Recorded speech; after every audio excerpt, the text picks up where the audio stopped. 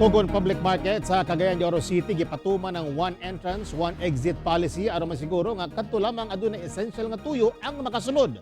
Kiniatong sayron sa report ni Ethel Ipanag.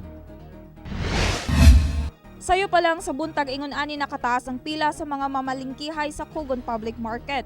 Kinigumikan sa gipatumang one entrance ug one exit policy.